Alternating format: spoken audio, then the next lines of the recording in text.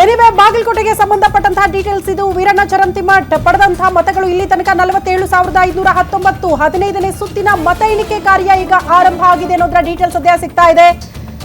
ಬಾಗಲಕೋಟೆಯಲ್ಲಿ ಸತತವಾಗಿ ಕಾಂಗ್ರೆಸ್ನ ಅಭ್ಯರ್ಥಿ ಉಮೇಶ್ ಮೇಟಿ ಅವರೇ ಮುನ್ನಡೆ ಕಾಯ್ದುಕೊಂಡಿದ್ದಾರೆ. ಅಲ್ಲಿಗೆ ಅನುಕಂಪದ ಅಲೆ ವರ್ಕೌಟ್ ಆದಂಗೆ ಕಾಣಿಸುತ್ತೆ.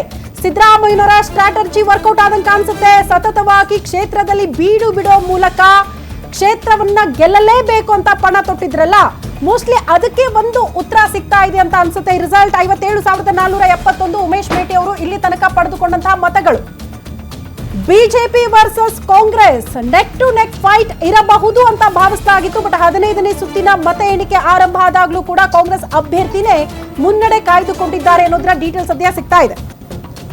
ಎಸ್ ಸರ್, ಮತ್ತೆ ರಾಜೇಂದ್ರ ಸರ್, ತಮಿಳುನಾಡು ವಿಚಾರಕ್ಕೆ ಬರೋದಾದ್ರೆ ಲಾಸ್ಟ್ ಆಲ್ಮೋಸ್ಟ್ 40 ವರ್ಷಗಳಿಂದ ಎರಡೇ ಪಕ್ಷ, AIDMK ಮತ್ತು DMK. ಬೇರೆ ಪಕ್ಷ 2016ರಲ್ಲಿ ವಿಜಯಕಾಂತ್ ಟ್ರೈ ಮಾಡಿದ್ರು, ಬಟ್ ಅವರು AIDMK ಜೊತೆ ಮೈತ್ರಿಯಾಗಿ ಹೋಗಿದ್ರು. ಬಟ್ ಆಗಲೂ ಕೂಡ ಜನ ಅವ್ರಿಗೆ ಓಟ್ ಕೊಟ್ಟರು, ಸೀಟ್ ಕೊಟ್ಟರು, ವಿರೋಧ ಪಕ್ಷದ ನಾಯಕರಾದರು. ಇಷ್ಟು ದೊಡ್ಡ ಮಟ್ಟದ ಮ್ಯಾಂಡೇಟರ್ ಸಿಗಲಿಲ್ಲ.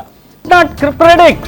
ಇವತ್ತು ನ್ಯಾಷನಲ್ ಮೀಡಿಯಾ, ನ್ಯಾಷನಲ್ ಇದು ಎಲ್ಲ ಕೂಡ ಏನ್ ಹೇಳಿದ್ರು, ವಿಜಯ್ ಈ ರೀತಿಯಾದಂತಹ ಒಂದು ಇದನ್ನು ಅಂತ ಹೇಳಿದ್ರ, ಯಾರಾದ್ರೂ ಹೇಳಿದ್ರೆ ಐ ವುಡ್ ಹ್ಯಾವ್ ಅಪ್ರಿಶಿಯೇಟ್. ಎಲ್ಲರೂ ಶಾಕ್ ಆದ್ರು. ಯಾಕೆ ಅಂತ ಹೇಳಿದ್ರೆ ನಾವು ಇವತ್ತಿರ್ತಕ್ಕಂಥದ್ದು ಯಾವ ಡಿಜಿಟಲ್ ಏಜ್ ಅಲ್ಲಿ ಹಂಗಿರ್ಬೇಕಾದ್ರೆ ನಾವು ಎಲ್ಲೋ ಒಂದು ಕಡೆ ಇನ್ನೂ ನಾವು ಪ್ರಜಾತಂತ್ರವನ್ನು ಸರಿಯಾದ ರೀತಿಯಲ್ಲಿ ಅರ್ಥ ಮಾಡ್ಕೊಳ್ತಾ ಇಲ್ವೇನೋ, ಎಲ್ಲೋ ಒಂದು ಕಡೆ ಬಯಾಸ್ಡ್ ಆಗ್ತಾ ಇದೆನೋ ಅಂತ ನನಗೆ ಅನಿಸ್ತಾ ಇದೆ. ಓಕೆ, ಬಾಗಲಕೋಟೆಯಲ್ಲಿ ಒನ್ಸ್ ಅಗೇನ್ ಕಾಂಗ್ರೆಸ್ ಅಭ್ಯರ್ಥಿ ಗೆಲುವು ಫಿಕ್ಸ್ ಅಂತ ವೀರಣ್ಣ ಚರಂತಿಮಠ್ ಪಡೆದ ಮತಗಳು ಎಷ್ಟಂತ ನೋಡ್ತಾ ಇದ್ದೀರಿ. 16ನೇ ಸುತ್ತಿನ ಮತ ಎಣಿಕೆ ಆರಂಭ ಆದ್ರೂ ಕೂಡ ಕಾಂಗ್ರೆಸ್ನ ಅಭ್ಯರ್ಥಿನೇ ಮುನ್ನಡೆ ಸಾಧಿಸಿಕೊಂಡಿದ್ದಾರೆ ಉಮೇಶ್ ಮೇಟಿ ಅವರು. ಬಾಗಲಕೋಟೆಯಲ್ಲಿ ಆ ಮೂಲಕ ಕಾಂಗ್ರೆಸ್ ಗೆಲುವು ಮತ್ತೆ ಫಿಕ್ಸ್ ಆಗ್ತಾ ಇದೆಯಾ? ಆ ಕಡೆ ದಾಪುಗಾಲಿಡ್ತಿದ್ದಾರೆ ಕಾಂಗ್ರೆಸ್ ಅಭ್ಯರ್ಥಿ. 15ನೇ ಸುತ್ತು ಕಾಂಗ್ರೆಸ್ ಅಭ್ಯರ್ಥಿನೇ ಮುನ್ನಡೆ ಕಾಯ್ದುಕೊಂಡಿದ್ದಾರೆ ಅಟ್ ಪ್ರೆಸೆಂಟ್ ಅನ್ನೋದರ ಡೀಟೇಲ್ ಸದ್ಯ ಸಿಗ್ತಾ ಇದೆ. ಲಿಂಗಾಯತ ಸಮುದಾಯದ ಓಟ್ಗಳು ನಿರ್ಣಾಯಕ ಆಗಿರುವಂತಹ ಕ್ಷೇತ್ರ, ಜೊತೆಗೆ ಇಡೀ ಸರ್ಕಾರನೇ ಬೀಡು ಬಿಡೋ ಮೂಲಕ ಬಾಗಲಕೋಟೆಯಲ್ಲಿ ಮಾಡಿರುವಂತಹ ಪ್ರಚಾರಗಳಿದೆಯಲ್ಲ, ಅದು ಗೆಲ್ಲಲೇಬೇಕು ಅನ್ನುವಂಥ ಪ್ರತಿಷ್ಠೆ ಆಗಿತ್ತು ಅಂತ. ಸೊ ಇಲ್ಲಿ ಎರಡು ಕ್ಷೇತ್ರಗಳು ರಾಜ್ಯಕ್ಕೆ ಯಾಕೆ ಬಹಳ ಇಂಪಾರ್ಟೆಂಟ್ ಅಂದ್ರೆ, ಒಂದು ಕಾಂಗ್ರೆಸ್ನಲ್ಲಿ ಸದ್ಯ ಆಗ್ತಾ ಇರುವಂತಹ ಬೆಳವಣಿಗೆಗಳಿಗೆ ಒಂದು ಸ್ಪಷ್ಟ ಉತ್ತರ ಸಿಗಬಹುದು ಎರಡು ಕ್ಷೇತ್ರಗಳಿಂದ ಅಂತ. ಅದರ ಜೊತೆಗೆ ಮುಂಬರುವಂತಹ ಸ್ಥಳೀಯ ಸಂಸ್ಥೆಗಳ ಚುನಾವಣೆಗಳಿಗೂ ಕೂಡ ಇದು ದಿಕ್ಸೂಚಿ ಆಗಬಹುದು ಅಂತ. ಆಡಳಿತ ಸ್ಯಾಟಿಸ್ಫೈ ಆಗಿದೆಯಾ ಮತದಾರರಿಗೆ ಅನ್ನೋದನ್ನ ಡಿಸೈಡ್ ಮಾಡುತ್ತೆ, ಇಲ್ಲ ಆಡಳಿತ ವಿರೋಧಿ ಅಲೆ ಇದೆಯಾ, ಎಲ್ಲಿ ನಾವು ಸಿದ್ಧರಾಗಬೇಕು ಅನ್ನೋದನ್ನ ಕೂಡ ತಿಳಿ ಹೇಳೋದಕ್ಕೆ ಎರಡು ಕ್ಷೇತ್ರಗಳು ಬಹಳ ಇಂಪಾರ್ಟೆಂಟ್ ಆಗುತ್ತೆ. ಈಗ ಸದ್ಯಕ್ಕೆ ಬಾಗಲಕೋಟೆ ಗಮನಿಸ್ತಾ ಇದ್ದೀವಿ. ಸದ್ಯ ಕಾಂಗ್ರೆಸ್ ಅಭ್ಯರ್ಥಿನೇ ಮುನ್ನಡೆ ಕಾಯ್ದುಕೊಂಡಿದ್ದಾರೆ. 16 ಸುತ್ತು ಕಂಪ್ಲೀಟ್ ಆದ್ರೂ ಕೂಡ ಮುನ್ನಡೆಯಲ್ಲಿದ್ದಾರೆ ಅನ್ನೋದು. ಹಾಗಾಗಿ ಒನ್ಸ್ ಅಗೇನ್ ಕಾಂಗ್ರೆಸ್ನ ಅಭ್ಯರ್ಥಿನೇ ಅಲ್ಲಿ ಗೆಲುವು ಫಿಕ್ಸ್ ಅನ್ನೋಂಥ ಚರ್ಚೆಗಳಾಗ್ತಾ ಇದೆ. ನೀನು 1,12,000 ವೋಟಿಂಗ್ ರಿಸಲ್ಟ್ ಬಂದ್ಬಿಟ್ಟಿದೆ ಈಗ. ಸೊ ಇದೇ ಕಂಟಿನ್ಯೂ ಆದ್ರೆ ಕಾಂಗ್ರೆಸ್ ಗೆಲ್ಲುವಂತ ಚಾನ್ಸಸ್ ಇದೆ.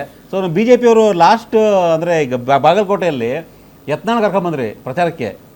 ಯತ್ನಾಳ್ ಉಚ್ಚಾಟನೆ ಮಾಡ್ತೀರಾ ನೀವು, ಮತ್ತೆ ಪ್ರಚಾರ ಕರ್ಕೊಂಡ್ಬರ್ತೀರಾ, ಪ್ರಚಾರ ಮಾಡ್ತೀರಾ BJP ಪರ. ಏನ್ ಹೇಳಿದೆ ನಿಮ್ದು ಅಂತ ಲೆಕ್ಕಾಚಾರ?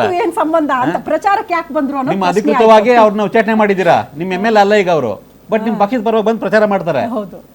ಅವ್ರು ವೈಯಕ್ತಿಕ ದೃಷ್ಟಿಯಿಂದ ಬಂದು ಪ್ರಚಾರ ಮಾಡಿದ್ದಾರೆ.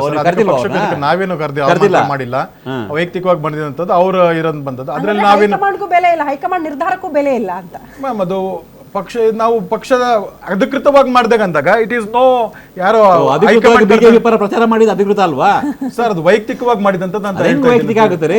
ಇವಾಗ ಪಕ್ಷದ ಲಾಂಛನದಲ್ಲಿ ನಾವೇನು ಅವ್ರನ್ನ ಕರ್ಕೊಂಡ್ ಬಂದಿಲ್ಲ, ಇದ್ ಮಾಡಿಲ್ಲ.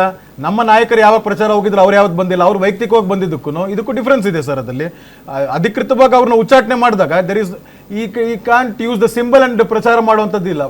ಇಂಡಿವಿಜುವಲ್ ಕೆಪಾಸಿಟಿನಲ್ಲಿ ಮಾಡಿರ್ಬೋದು, ಅದನ್ನ ನಾವು ಒಪ್ಕೊಳ್ಳೋದಿಲ್ಲ ಅದ್ರಲ್ಲಿ ಸರ್. ಅದಲ್ಲಿ ಎಫೆಕ್ಟ್ ಏನಾಗಾದ್ರೆ ಅವ್ರದ್ದು sir effect it is individual ಇದ್ದು. ಕೊನೆಗೆ ಏನ್ ಜನಾದೇಶ ಏನಿರುತ್ತೆ ಅದಕ್ಕೆ ತಲೆಬಾಗ್ಲೇಬೇಕಾಗತ್ತೆ. ನಾವು ಆಸ್ ಎ BJP ಒಂದು ಸಾಮೂಹಿಕ ನಾಯಕತ್ವದಲ್ಲಿ JDS ಮತ್ತೆ BJP ಸಾಮೂಹಿಕವಾಗಿ ನಾವು ಪ್ರಚಾರ ಮಾಡಿದ್ವಿ. ಸಾಮೂಹಿಕವಾಗಿ ಜನ ನಮಗೆ ಉತ್ತಮ ಫಲಿತಾಂಶ ಕೊಡ್ತಾರಂತ ಇದ್ದಿತ್ತು. ಒಟ್ಟವಾದ ಜನರು ಏನ್ ಕೊಡ್ತಾರೋ ಅದನ್ನ ತಲೆಬಾಗ್ಲೇಬೇಕಾಗತ್ತೆ. ನಾವು ಅಂದ್ಬಿಟ್ಟು ಇನ್ಯಾರಿಗೋ ಕಂಪ್ಲೇಂಟ್ ಮಾಡಕ್ ಹೋಗಲ್ಲ. ಇವ್ರ ತರ ಕಾಂಗ್ರೆಸ್ ಅವ್ರ ತರ ಅದೇನಾಯ್ತು ಇದೇನೋ ಆಯ್ತು ಅಂತ. ನಾವು ಯಾವಾಗ್ಲೂ ಪ್ರತಿ ಸತಿನೂ ಜನಾದೇಶ ಬಂದಾಗ ನಾವು ಶಿರಬಾಗಿ ನಮಸ್ಕಾರ ಮಾಡಿದ್ದೀವಿ. ಎಸ್ ವಿ ಅಕ್ಸೆಪ್ಟ್ ಇಟ್ ಅಂತ.